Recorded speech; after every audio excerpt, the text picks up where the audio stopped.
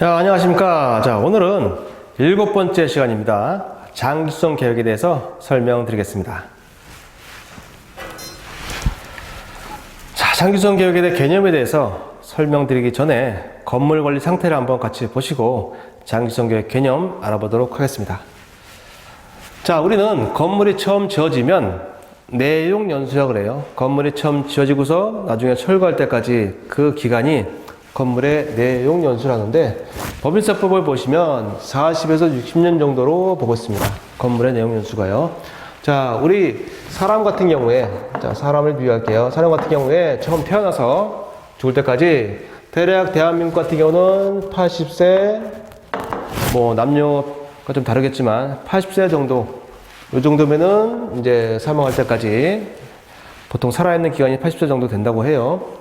그러면 우리가 80세를 다 사시는 분도 있지만 뭐 60세에 가시는 분도 있고 40세 가시는 분도 있고 여러 가지겠죠. 빨리 돌아가시는 분도 있고요. 그러면 80세까지 중요한 건 뭡니까? 한 60세까지는 건강하게 살다가 나머지 20년 동안은 뭐 병원에서 계속 치료받으면서 살면 그 나머지 20년은 의미가 없죠. 그래서 우리는 80세까지 어떻게 산다? 건강하게 사는 게 목적이라는 얘기죠. 건강하게, 행복하게 사는 게 우리의 목적이다. 그리고 우리 건물도 마찬가지입니다. 40에서 60년 동안 우리는 안전하게 살아야 돼요. 그죠? 그게 목적이에요, 우리가.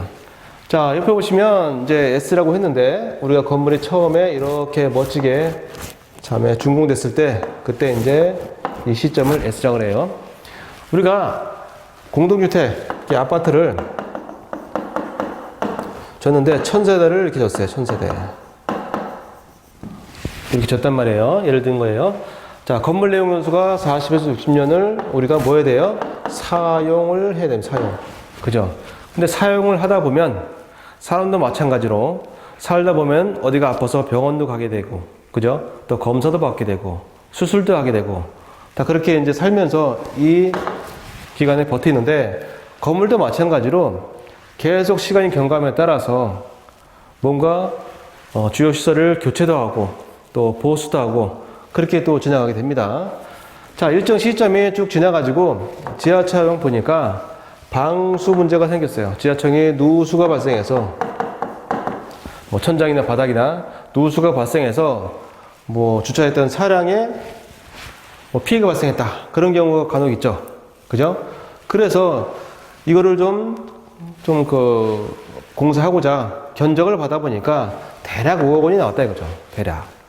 그럼 5억 원을 우리 1000세대로 나눠보니까 세대당 50만 원 내야 된다. 이렇게 견적이 나올 수 있죠. 또 시간이 지났는데 옥상 지붕에서 또 누수가 발생해서 최상층 세대가 계속 장마철에 계속 누수가 되더라고요.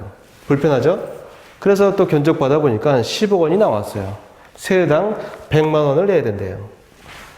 또 이 시점에 보니까 승강기에 주요한 기계장치가 있는데 기계장치가 또 고장 나가지고 대략 3억 원이 든다고 견적 받았거든요.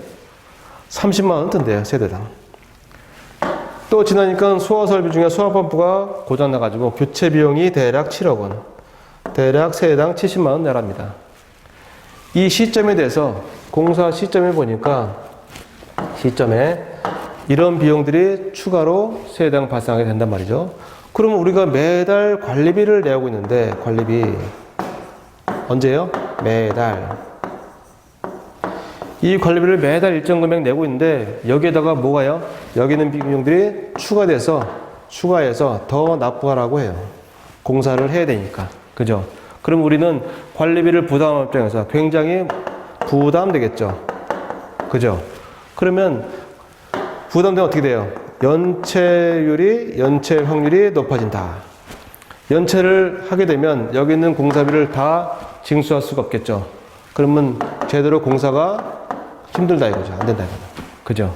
그러면 건물은 계속 갈수록 더 노후화되고 슬럼화돼서 우리가 공동주택을 더 안전하게 사용하기가 힘들다는 얘기죠.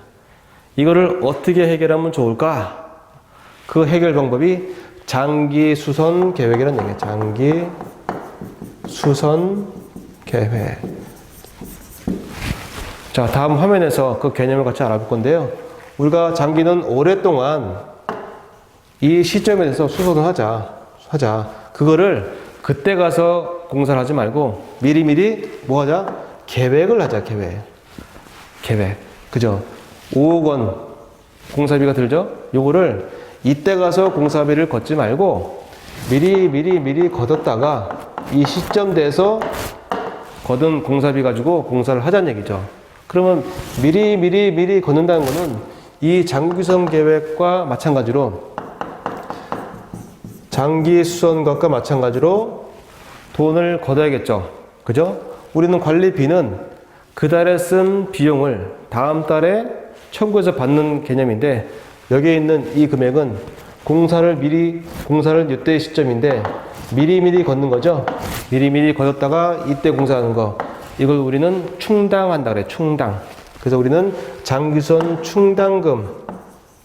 충당금을 매월 공사는 나중에 하지만 미리 걷었다가 이 시점에 공사하게 되면 일단은 이 비용 부담하는 부담자도 비용 부담이 좀 적어지죠.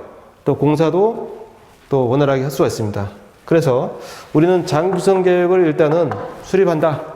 언제 시점에 공사를 하겠다는 이 계획을 수립하고 거기에 따라서 반드시 예산이 소요될 거니까 그 예산 장기수선 충당금을 장기수선 계획에 맞춰서 미리 징수했다가 공사 시점에 이제 공사비를 투입해서 이 건물의 내용 요소 40에서 60년 동안 계속 안전하게 건물을 사용하자는 게 목적입니다. 자, 그러면 우리가 개념을 정확히 같이 한번 파악해 보겠습니다. 공동주택관리법 제2조 정의제 18호를 같이 한번 읽어볼게요. 앞에서 제가 말씀드린 내용, 여기 있는 이 개념에서 다시 한번 머릿속에 정립시켜 볼게요.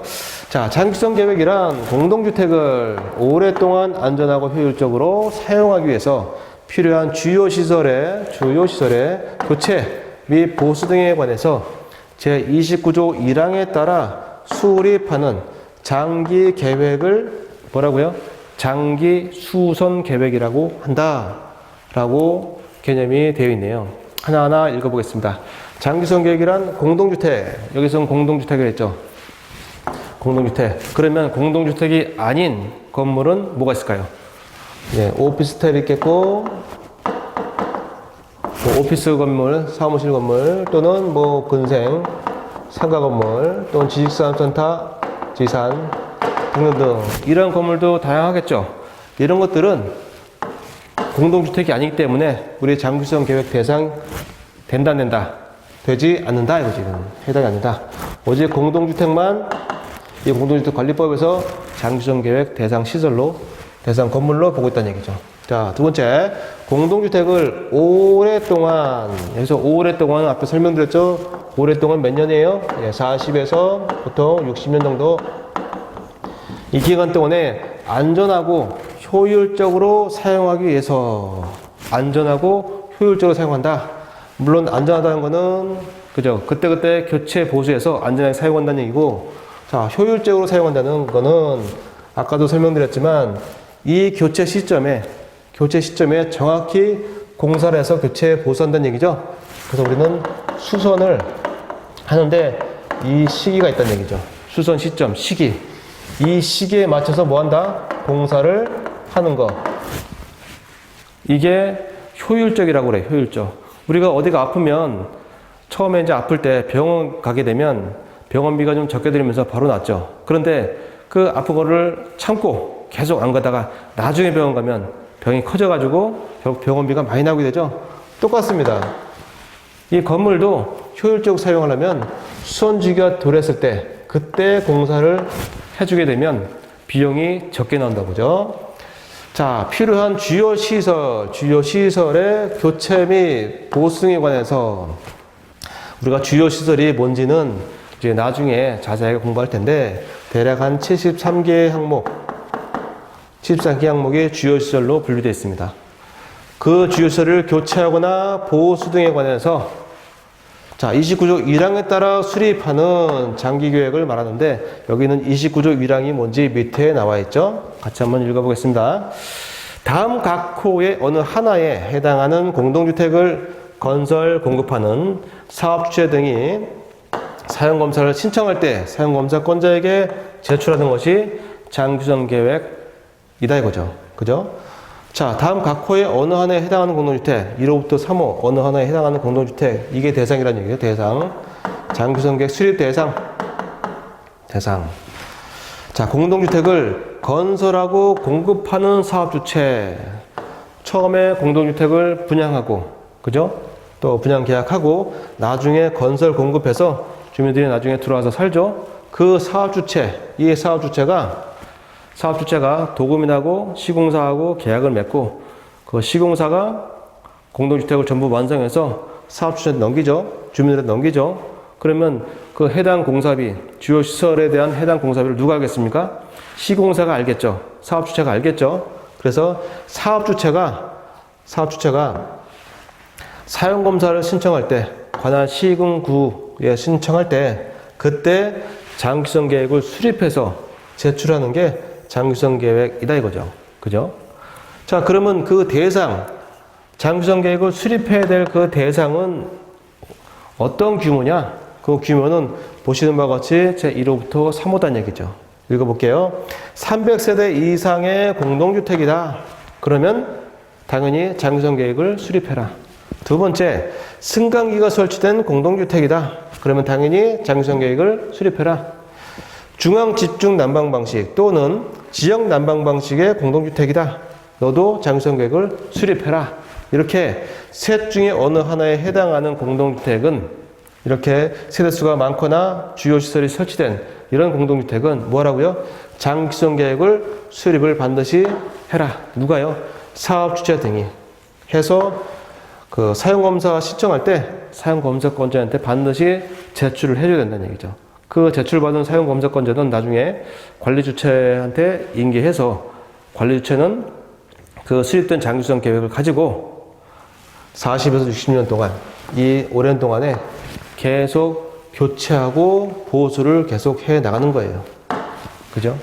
그러면 여기 있는 이 셋 중에 어느 하나 앞에서 배운 의무관리 대상 공동주택하고 좀 유사성이 있습니다. 의무관리 대상 공동주택. 자, 기억나십니까? 의무관리 대상 공동주택. 첫 번째는 뭡니까? 자, 300세대 이상 공동주택, 의무관리 대상 공동주택이다 했고요. 두 번째는 150세대 이상으로서 자, 승강기가 설치되어 있거나 아니면 난방 방식이 중앙난방 또는 지역난방인 공동주택 이렇게 됐죠. 세 번째는 뭐 주상복합.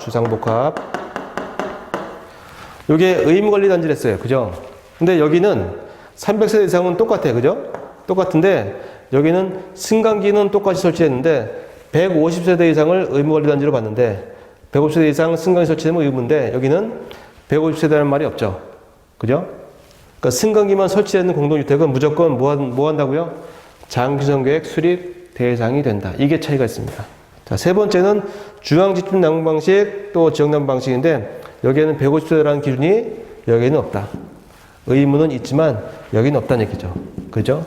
그러니까 비의무 공동주택 2호와 3호이라도 승강기가 설치되어 있는 공동주택이거나 중앙집중 또는 지역난방 방식의 공동주택은 의무관리단지는 아닐지언정 장기주정 계획 수립 대상이 된다는 게 차이가 있습니다. 자, 그래서 오늘은 장기주정 계획에 대해서 왜 장기주정 계획이 필요한지, 또 장기주정 계획이 어떤 개념이 있는지, 또 장기주정 계획의 수립 대상 공동주택이 어떤 규모가 있는지 같이 한번 알아봤습니다. 오늘도 수고 많이 했습니다. 감사합니다.